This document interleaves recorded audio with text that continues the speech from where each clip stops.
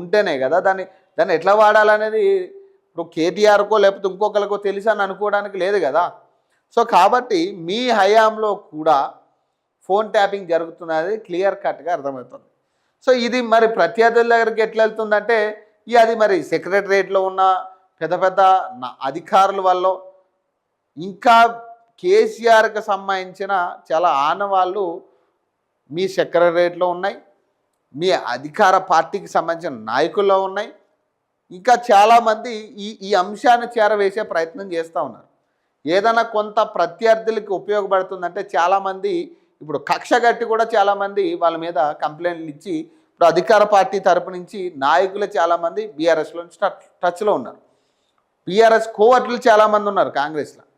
So కాబట్టి వీళ్ళు ఇస్తేనే అందుతున్నట్టుగా కనపడతా ఉంది. సో ఇంకొక ఆడియో లీక్ అయింది, అది కూడా విందాం.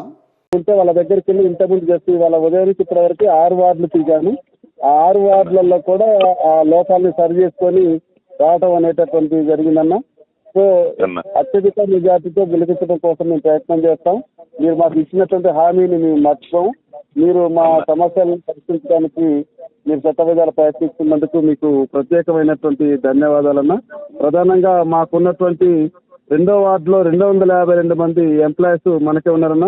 3వ వార్డులో 120 మంది, 4వ వార్డులో 178 మంది, 5వ వార్డులో 252 మంది, 6వ వార్డులో 402 మంది, 7వ వార్డులో 259, 13వ వార్డులో 82 మంది, 17వ వార్డులో 30 మంది, 17వ వార్డులో 30 మంది, 18వ వార్డులో 258, 19వ వార్డులో 250, 22వ వార్డులో 612, 23వ వార్డులో 450, 24వ వార్డులో 480, 25వ వార్డులో 302, 26లో 402, 27లో 225, 28లో 380, 29లో 485, 30వ వార్డులో 315 అన్న, 31వ వార్డులో 280, 32వ వార్డులో 360 ఓట్లు ఉన్నాయన్న. ఇవి మా ఎంప్లాయీస్ అన్ని కూడా దీనికంటే ఎక్కువగా మనకు పోలయ్యేటటువంటి అవకాశం ఉన్నది అన్న. మీకు ఓపెన్ గా చెప్పాలంటే ఇక 4 వార్డులు టైట్ లో ఉన్నాయి.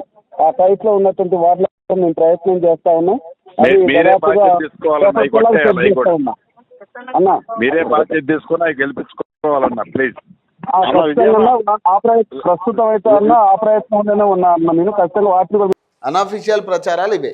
కాంగ్రెస్ పార్టీని బంగారపల్లెంలో పెట్టి గెలిపిస్తాం అని ప్రభుత్వ ఉద్యోగ సంఘాల నాయకులు చెప్తా ఉన్నారు. సో ఇప్పుడు ఇందులో ప్రభుత్వ ఉద్యోగ సంఘాలంటే వాస్తవంగా ఇందులో ఇప్పుడు ఎలక్షన్ డ్యూటీలో ఉన్న వాళ్ళు కూడా ఎంతమంది ఉన్నారనేది తెలియాలి.